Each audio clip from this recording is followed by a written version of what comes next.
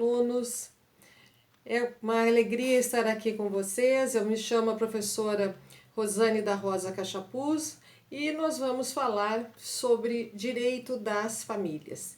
E vamos começar falando um pouco sobre família.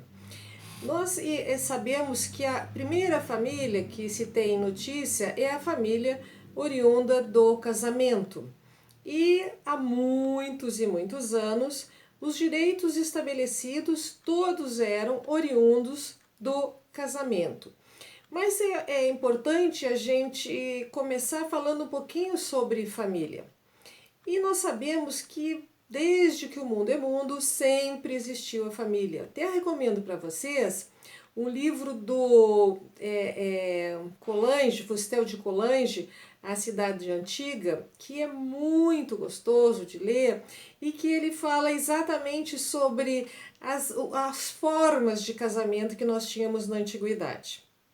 Bom, para começo de conversa, o casamento ele tinha um cunho religioso muito intensificado. Então, o que acontecia? As famílias entendiam que se não houvesse um culto doméstico aos seus mortos, aos seus antepassados, que eles não conseguiriam atingir o Olimpo. Então, era necessário que fizesse esse culto. Por isso que havia a necessidade do casamento para perpetuar a família, para dar continuidade a esse culto. Muito bem. E, inclusive, havia no fundo da casa tinha uma edícula. E nessa edícula era onde eram sepultados os mortos. Razão que eles nem vendiam as suas casas, suas propriedades, porque quem ia cuidar dos mortos depois deles? Então, praticamente era algo perpetuada a propriedade à época.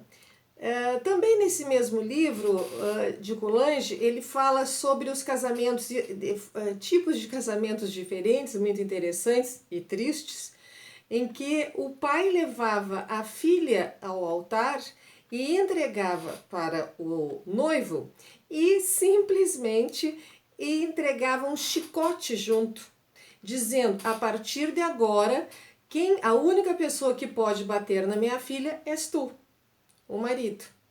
Então imagine que tristeza.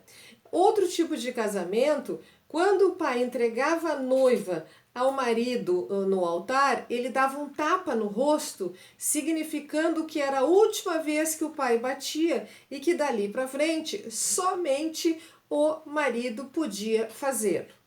Então vejam que temos muitos tipos de casamento.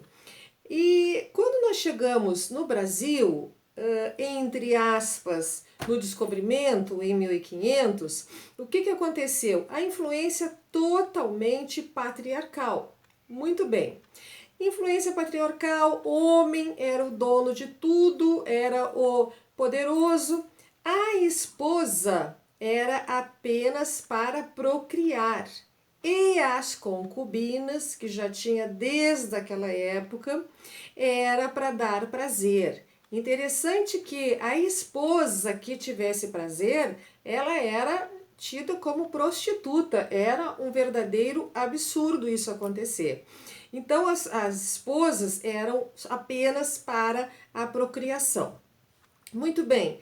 Já naquela época, as prostitutas eram chamadas, a concubina era chamada de mulher de muitos leitos, ou seja, aquela que satisfazia os seus senhores, as escravas, por exemplo. Muito bem, vejam que isto, vamos pensar, imaginar 1500. Passa-se um século, 1600, muda alguma coisa em relação à estrutura familiar, à mulher especialmente? Não, não muda nada. É um século tudo igual, a mesma formatação de Portugal. Nós totalmente submissos, nossas leis, as ordenações, tudo igualzinho. 1700, andamos mais um século, não vimos modificação nenhuma. Em 1800, que aí começam algumas mudanças, nós temos a primeira Constituição, a Constituição do Império, igual, direitos nenhuns, e depois nós temos 1889, a Proclamação da República, mas a condição da mulher, a condição da família, tudo igual. Bom, em 1900, no final de 1800, nós temos já o primeiro esboço do Código Civil com Teixeira de Freitas, um código excelente, mas foi recusado no Brasil. Passado um tempo, passou às mãos de Bevilacqua e ele fez então o nosso primeiro Código Civil, que foi publicado em 1916. Muito bem, e a mulher? Como é que ela surge nesse código? E agora? Quais os seus direitos? Bom, os direitos da mulher, ela era relativamente capaz, ou seja, incapaz relativamente.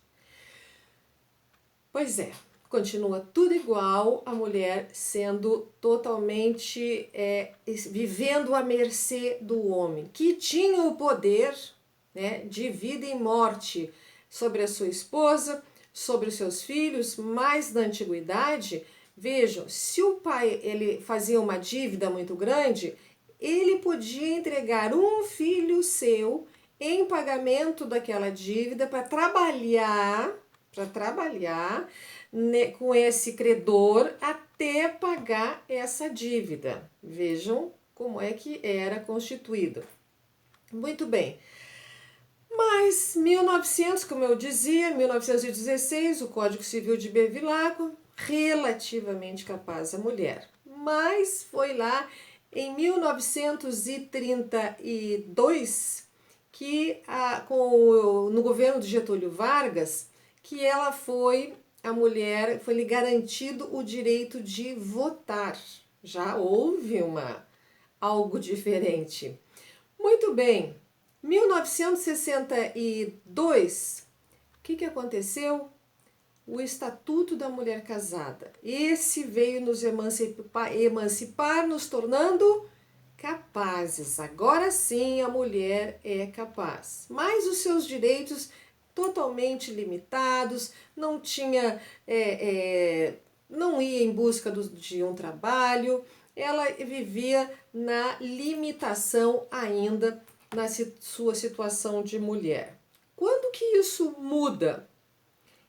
Legalmente, em 1988, com a Constituição Federal. Ela foi o marco, maravilha, olha, agora sim temos os nossos direitos garantidos. Ótimo, maravilhoso.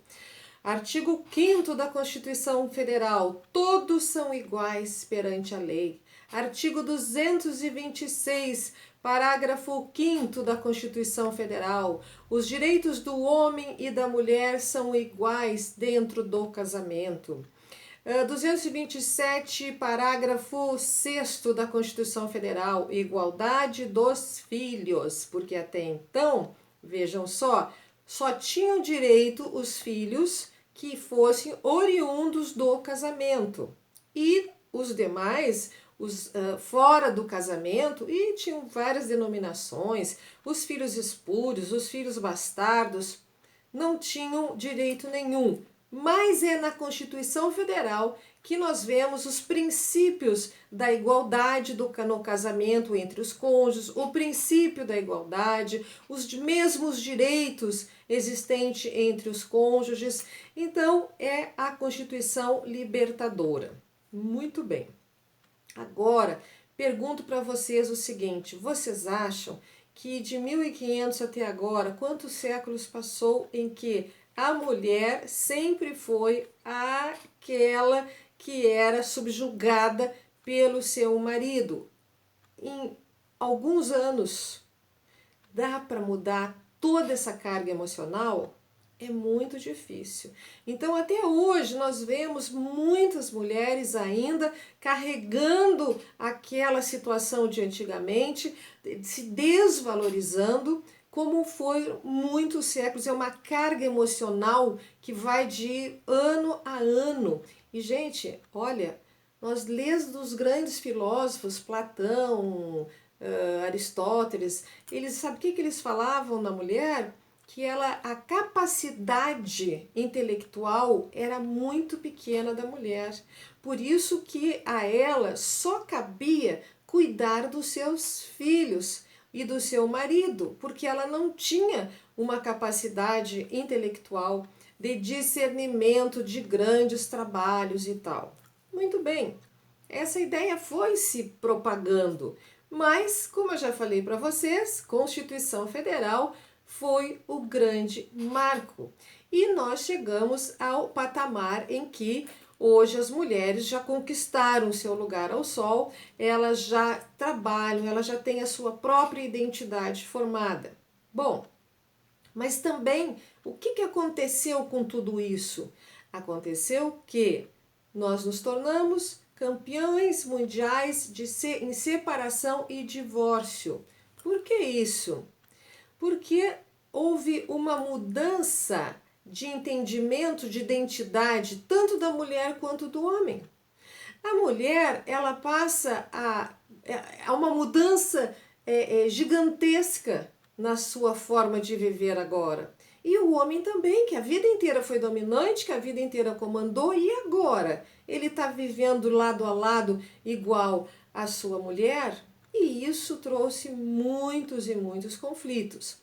Porém, nós continuamos caminhando cada vez mais numa situação em que a mulher conquistou o seu lugar ao sol e temos famílias hoje, a grande maioria, em que a mulher trabalha fora e os filhos estão sendo cuidados por outras pessoas. Por exemplo, tem a creche quando é bebê, né? Porque a mulher sai para o seu trabalho, maiorzinho ele já vai para uma escolinha.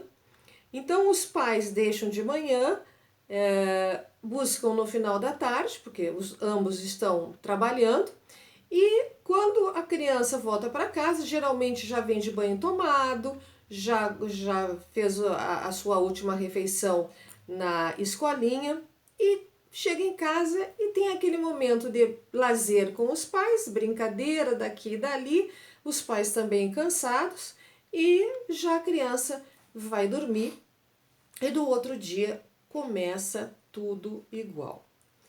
Muito bem, aí nós chegamos agora, século XX, março, 16 de março, pandemia, coronavírus. E como fazer com esta família agora? Bom, nós temos que imaginar o seguinte: aqueles pais que não conheciam bem os seus filhos, porque eles estavam, na maioria do tempo, em companhia dos educadores, dos cuidadores, hoje eles são obrigados a ficar em casa. E qual é a situação que ocorre? Ocorre que, em primeiro lugar, os pais também têm que ficar em casa. E aquele casamento que era estável, grande parte deles, infelizmente, está sofrendo uma pressão horrorosa. Nós estamos vivendo uma crise de casamento terrível. O que as pessoas têm nos procurado para ver como ficam seus direitos, para tentar se separar, porque não estão convivendo, conseguindo conviver com o esposo e filhos. Vejam, primeiro, claro que tem o estresse, o nervoso, da economia, e está sem trabalho e vai continuar trabalhando, não vai continuar trabalhando, e ambos nervosos e não acostumados a essa convivência o tempo todo, está complicado. Gente, casamento ou qualquer união, né, das pessoas conviver é difícil. E no casamento mais ainda, são duas pessoas criadas por famílias diferentes, com costumes diferentes, hábitos, credos diferentes às vezes, eles passam a viver sob o mesmo teto. Então há uma grande complicação ali, há uma grande conflito e que precisa saber ser gerado. Mas o momento que nós estamos vivendo da pandemia alterou todo o emocional das pessoas. E tem mais ainda, o colégio dos filhos. que agora os pais têm que fazerem as tarefas, os pais têm que assistirem à aula. E isso trouxe uma complicação terrível, porque a criança é outro comportamento perto de pai e mãe. E outra, ficar na frente de uma televisão, de um computador, de um celular, assistindo aula, uma criança que tem uma super atividade e conseguir parar por algumas horas é muito complicado. E o pai e a mãe estão ali naquele desespero e tem que cumprir a tarefa e muitas vezes não sabem nem como auxiliar. E o que a gente vê disso? Os abusos, as pancadarias, as agressividades acontecendo dentro dos lares é uma coisa muito triste. Marido e mulher, sabe, batendo um no outro, o homem batendo na mulher principalmente. Para vocês terem uma noção, nós tivemos uma palestra com uma promotora há pouco tempo sobre violência doméstica e ela nos colocando de não sei quantos, 173 países, uma coisa assim, nós somos o 8º em violência doméstica. Então vejam, porque a mulher ela tem ainda essa e vai ter sempre, porque o nosso organismo, o nosso biotipo é mais frágil do que o corpo, a forma física do homem. Por isso ele tem mais força, inclusive, de espancar a mulher. E tudo isso a gente vendo dentro das famílias acontecendo. E se não é no casamento, é nas uniões estáveis, se não é dentro das casas, a filha com a mãe ou com o pai. Então nós estamos vivendo no momento tempo bastante complexo em relação ao casamento. Mas o casamento é uma instituição que, na verdade, muitas e muitas e muitas pessoas ainda sonham com o casamento. E nós estamos vendo agora uma procura muito grande aos cartórios para fazer casamentos. E como nós temos muitos cartórios fechados, porque teve a quarentena, depois liberou, agora voltou de novo, o que está acontecendo? Está acontecendo que as pessoas estão querendo o casamento online. Bom, o casamento online tem sido bastante procurado, já aconteceu na Bahia, um casal casou com as testemunhas, o juiz de paz, foi feito o casamento, até no final ela deu um depoimento, foi pela plataforma Zoom, que dizendo que o seu sonho tinha sido realizado, que estava muito feliz e que em vez do arrozinho que atiram depois da saída da igreja, que eles estavam recebendo os coraçõezinhos. Então, ainda tem aquele sonho do casamento e aquela busca de algo para se adequar à nossa realidade, ao novo normal, segundo o meu amigo Simão. E é verdade, porque não se sabe como fazer. Também há uma grande procura sobre o testamento online, divórcio online. O único que é pacífico é mais o divórcio. Agora, o casamento online, nós temos tido várias pessoas totalmente contra, tendo em vista que o casamento ele é muito formal. Então, a formalidade do casamento, a corrente contrária ao casamento online diz o seguinte: não dá porque vai faltar. Onde é que estão as testemunhas? As testemunhas estão online, estão aparecendo. É o presencial online. Há aquela interação. Então, eu sou totalmente a favor, mas há essa corrente contra. Por quê? Porque, como já falei, é extremamente formal. Por exemplo, eu sempre brinco com os meus alunos o seguinte: imagina que você tem aquele iate maravilhoso, aquele navio maravilhoso, e aí você quer convidar os seus colegas, esta professora, vamos alugar um avião, vamos todos e pousamos lá nesse navio para fazer esse casamento civil. lá no meio do mar, no meio do oceano. Isso é possível? Não, não é possível. O artigo no Código Civil diz o quê? Que o casamento tem que ser no cartório, tem que ser público, na presença das testemunhas, feito pelo juiz de paz. Muito bem. E se houver concordância com o juiz de paz e os do bens, obviamente, que pode ser fora do cartório, desde que em edifício as portas abertas. Muito bem. Dá para fazer lá no naviozão, no meio do mar? Não, não dá. Aí, mas professora, eu fui e teve um casamento. Não.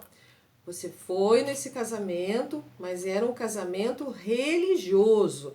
Era um casamento, era alguma celebração, mas que não tinha o cunho civil. O casamento civil não pode. Quer ver outra formalidade do casamento? É o seguinte, gente. Imagina você se apaixona pelo sogro e tá naquela paixão horrorosa. O marido morreu. Você tá assim, carente. O seu sogro é aquele está ainda muito bem, obrigada. Hoje os sogros são gatão, né? E o sogro tá ali com você e tal, lhe auxiliando, lhe consolando, até que você se apaixonou e quer casar com esse sogro. Pode? Não pode. Mas por que não pode, professora? Porque o código diz que sogro com genro, nora, sogro com genro não, sogro com a nora ou vice-versa, não pode casar, é impedimento. Porque parentesco por afinidade em linha reta não se extingue jamais.